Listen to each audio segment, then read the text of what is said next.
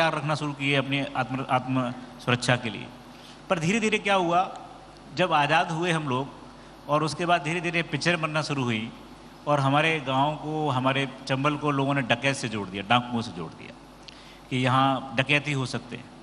तो ये दर्द मेरे पास काफ़ी सालों तक रहा है कि हम मुरैना भिंड डकैत नहीं हैं, बेसिकली हम बागी हैं।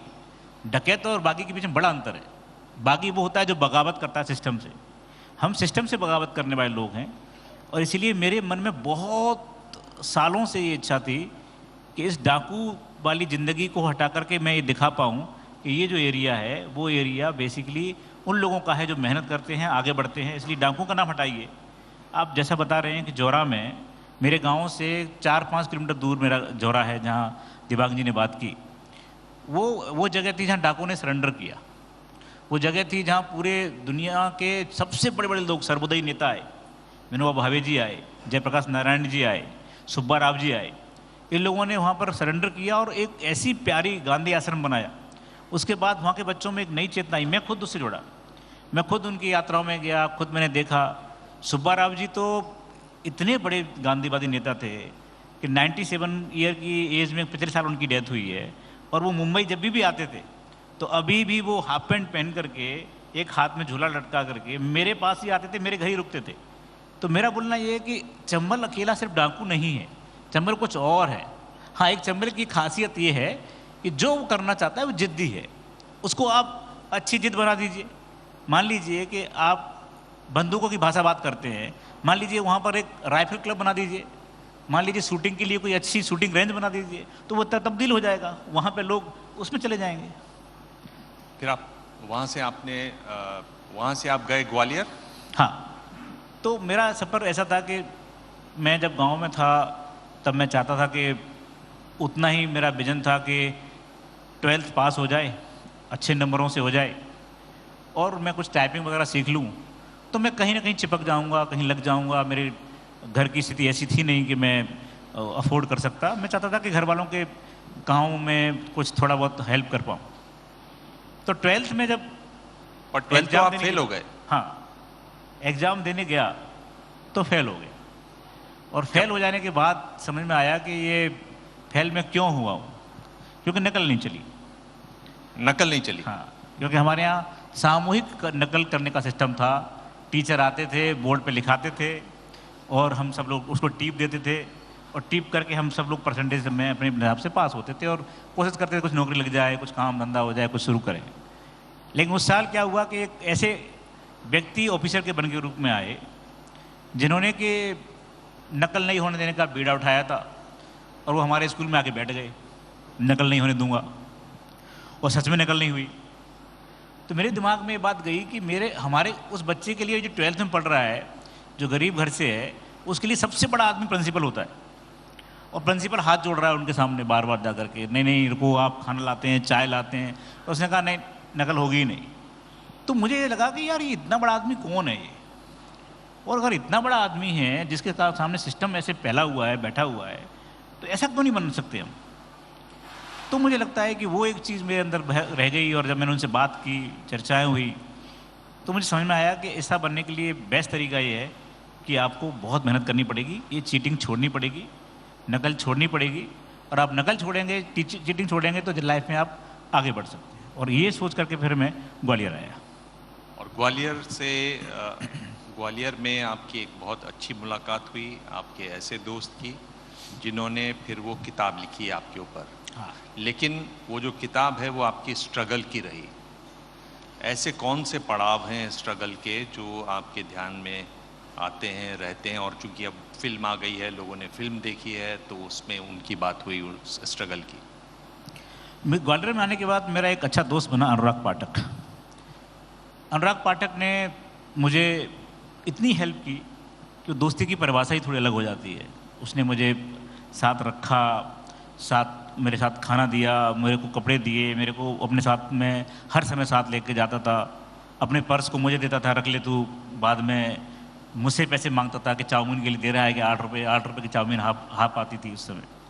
तो वो ऐसा दोस्त था जो जो जो प्यारे दोस्त होते हैं, और मुझे पूरा यकीन है कि हमारी सबकी ज़िंदगी में कोई ना कोई दोस्त ऐसा होता है। हम भले ही भूल जाएं, लेकिन कोई ना कोई ऐसा होता है जो हमारे लिए कुछ ना कुछ करता है। वो जब मेरे साथ था तब उसने मेरी काफ़ी हेल्प की, पर चूंकि वो भी ऐसा नहीं था कि हेल्प पूरी कर पाए, तो फिर मुझे ऐसे कुछ स्ट्रगल में काम करने पड़े, जो काम ऐसे थे जिनके सहारे मैं आगे बढ़ सकता था। जैसे मैं जब गांव से शहर आया था तो गांव में मैंने टेम्पू चलाया था। टेम्पू चलाने के बाद मैं जब यहाँ आया तो मुझे समझ में आया कि मुझे किसी भी हालत में लाइब्रेरी में एक काम मिला, जहाँ मेरे को 350 रुपये मिलते थे। लाइब्रेरी के काम में मुझे फ़ायदा ये हुआ कि मैं प्यून ज़रूर था वहाँ पर, लेकिन किताबें बहुत पढ़ने को मिली। मैं जानता भी नहीं था कि मैक्सिम गोर्की कौन है, ये अब्राहम लिंकन कौन है।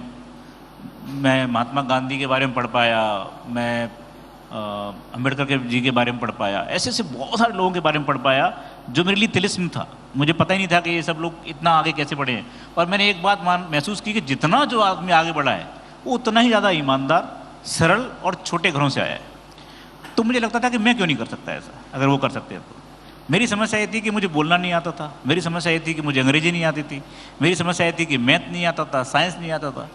तो मैंने उस लाइब्रेरी में, मुझे याद है कि मैं जब सब चले जाते थे तो लाइब्रेरी बंद करके घंटों अकेला ही भाषण देता था, भाई और बहनों आज हम इकट्ठा हुए हैं। तो ऐसे करते करते मैं कोशिश करता था कि मैं सीख जाऊँ, क्योंकि मेरी बड़ी इच्छा थी कि कॉलेज में जहाँ पढ़ता था वहाँ एक दिन मैं मंच का संचालन करूँ। मंच का संचालन करना बहुत टफ काम होता है, बहुत टफ। तो वो मैं सीखने की कोशिश करता था। तो मुझे ऐसा लगता है कि जीवन में हर चीज़ धीरे धीरे धीरे धीरे सीखने से आती है। माँ के पेट से कोई भी व्यक्ति सीख कर नहीं आता। ये बॉर्न इंटेलिजेंसी की जो संकल्पना है उसे मैं नहीं मानता। मैं ऐसा मानता हूँ कि हमको एक्वायर करनी पड़ती है नॉलेज, इंटेलिजेंसी, और जो जब कर जाए जीवन में। कभी भी आप 4-5 साल किसी भी एक क्षेत्र में दे दीजिए, आप एक्सकेल कर आप आगे बढ़ जाएंगे, क्योंकि वो 4-5 साल आपके जीवन का वो हिस्सा है जब आपने पूरी ताकत से, पूरी मेहनत से दी है। तो ऐसे ही ये स्ट्रगल था।